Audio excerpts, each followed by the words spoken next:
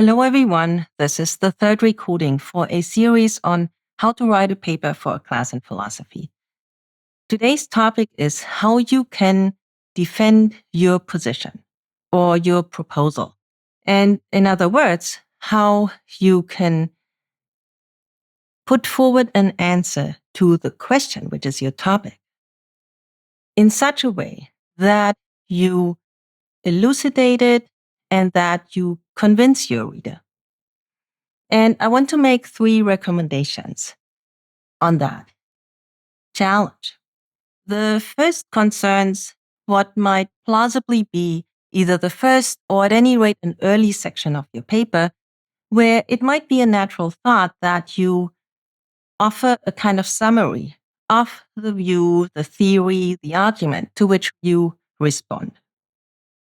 Now, in that context, philosophers often invoke the so-called principle of charity. And it is somewhat contested what precisely that principle says, but it is extraordinarily widely accepted that one should be charitable. So what does that mean? The thought is that you should not undersell the position to which you respond. And that is critically important.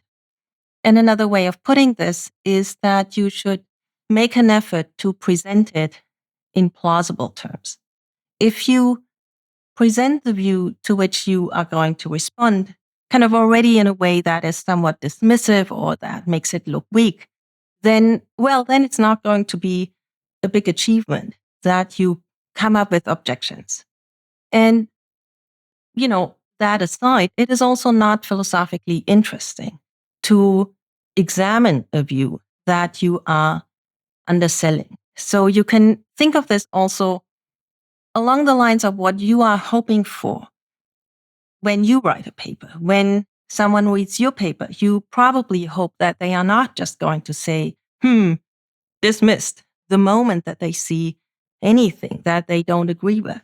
Rather, you probably hope that they try to understand the motivations that go into it, the intuitions that you are trying to get clear about, and so on and so forth. So give your opponent, or, it doesn't have to be an opponent, give the person whose views you respond to some credit. Try to see that which is interesting in their view, and you are going to write a better paper.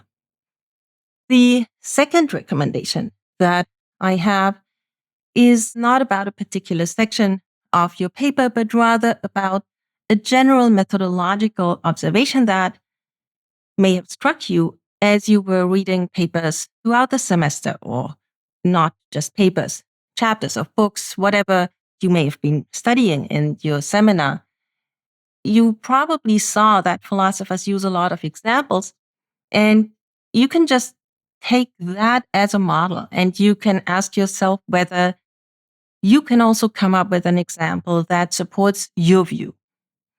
And when you reflect a little bit on what it is that philosophers do when they use examples, you will see that examples can actually do a lot of work. They not only illustrate someone's view, they can also play a somewhat constructive part in an argument. For example, one may use an example in order to show that, there actually needs to be drawn a distinction.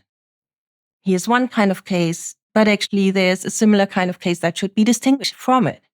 And so that can be a way of motivating a distinction that you want to introduce. The third recommendation that I want to make, again, concerns a section of your paper, or at least some component thereof.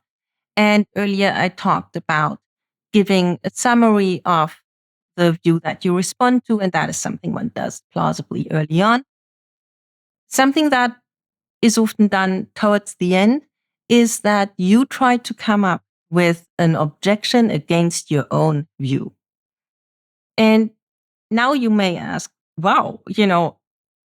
I'm supposed to defend my view. Why should I raise an objection against it? But the point is that once you ask yourself, what challenge could be raised against my view? What objection could someone come up with? You are going to do a better job defending your position. you are going to think through some complexities, some dimensions of the whole topic that help you put forward a more sophisticated, more nuanced, more interesting proposal.